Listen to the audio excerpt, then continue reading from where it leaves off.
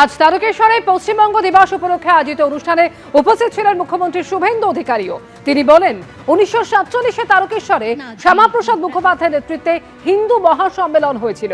সেদিনই পশ্চিমবঙ্গের ভারত ভুক্তির সিদ্ধান্ত হয়েছিল। কংগ্রেস, বাম, তৃণমূল সরকার শ্যামাপ্রসাদ মুখোপাধ্যায়ের অবদানকে ভুলিয়ে দেওয়ার চেষ্টা করেছে।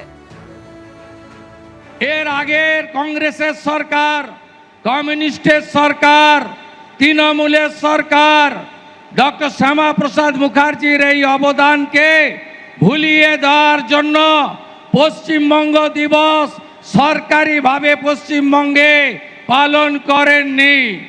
এই প্রথমবার পশ্চিমবঙ্গের রাষ্ট্রবাদী ডবল ইঞ্জিনের সরকার সরকারিভাবে পশ্চিমবঙ্গ দিবস তারকেশ্বরে পালন করছে। আমরা গর্বিত।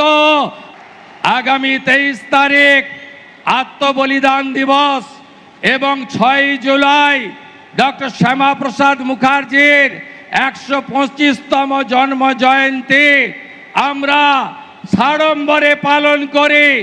আপনাদের সরকার, রাষ্ট্রবাদী সরকার ঠিক করেছে শ্যামাপ্রসাদজির পৈতৃক ভিটা জিরাট আমরা সরকার ক্রয় করে স্মৃতিসৌধ বানাবো, লাইব্রেরি বানাবো, আর কলকাতাতে 125 ফুট উঁচু ডক্টর শ্যামাপ্রসাদ মুখার্জির দণ্ডায়মান মূর্তি স্থাপন করে ডক্টর শ্যামাপ্রসাদ মুখার্জিকে অক্ষয় অমর করে রাখবে আপনাদের সরকার।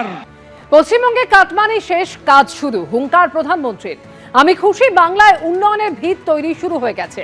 শত পারদর্শী শাসন ও আইনের শাসন শুধু বাংলা নয়, গোটা দেশ আজ দেখছে। मुझे खुशी है कि पश्चिम बंगाल में औद्योगिक प्रगति की नींव फिर से बननी शुरू हो गई है।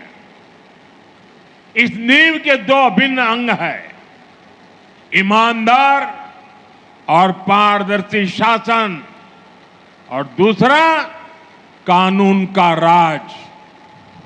पश्चिम बंगाल ही नहीं, पूरा देश आज इस बदलाव को देख रहा है।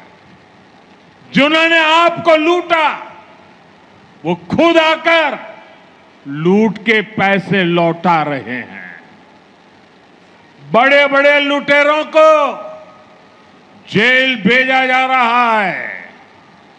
सिंडिकेट वाले जनता से माफी मांग रहे हैं।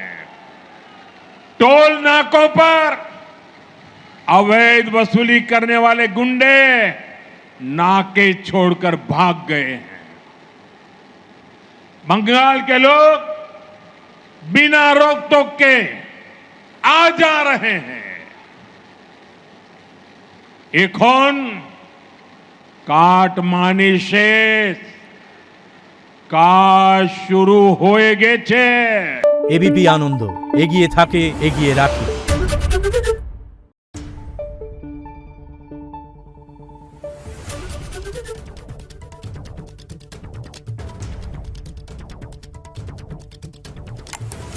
Thank you.